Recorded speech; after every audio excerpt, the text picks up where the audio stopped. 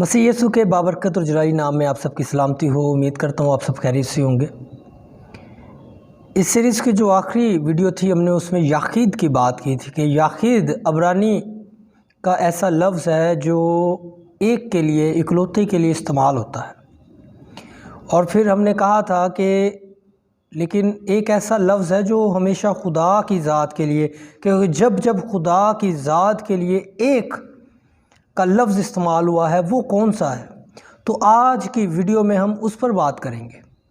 और इससे पहले कि हम उस पर बात करें, मैं चाहता हूं जो लोग हमारे चैनल पर नए आते हैं काइंडली हमारे चैनल को सब्सक्राइब करें, वीडियोस को लाइक करें अगर अच्छी लगती हैं, और इन वीडियोस के लिंक्स को बहुत से लोगों तक शेयर करें ताकि खुदा के कलाम को हम ज़्यादा से ज़्यादा लोगों तक पहुंचाने वाले हो जाए।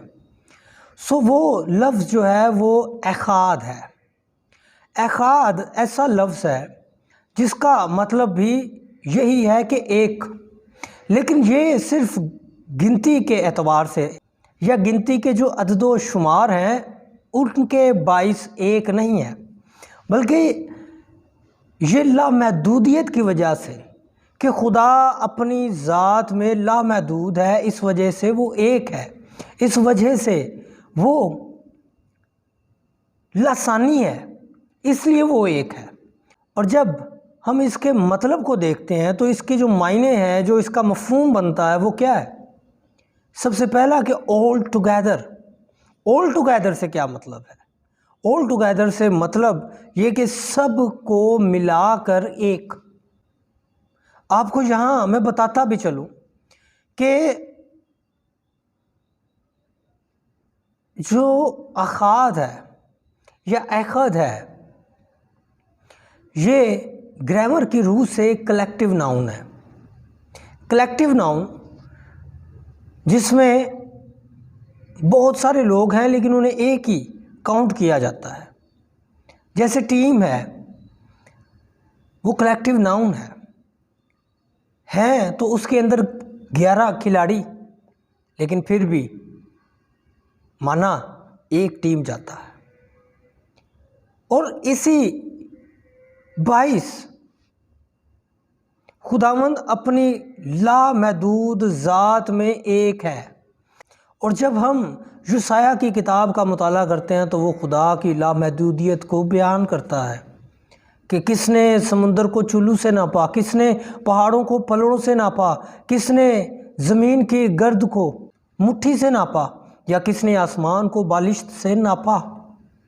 सो वो खुदा की लामहदूदियत को बयान करता है। और फिर जब हम इस्तिस्ना छठा बाब और उसकी चौथी आयत पढ़ते हैं तो वहाँ पर बड़ा ही ख़ास एक काशवा है जो मुझे और आपको जानने की ज़रूरत है।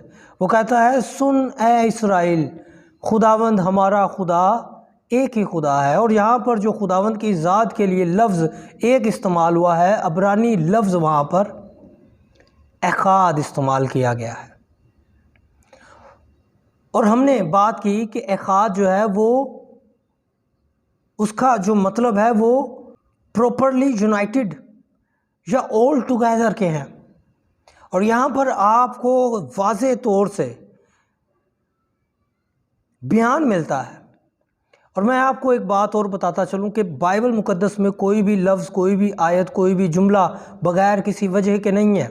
और अगर हम यहाँ पर देखें तो क्या हमें नज़र आता है, सुन ए इसराइल, खुदावंद हमारा खुदा एक ही खुदा है। तो यहाँ पर देखें कि बात की जा रही है कि खुदावंद हमारा खुदा एक खुदा है, लेकिन यहाँ पर हमें कुछ और बताने की कोशिश की जा रही है।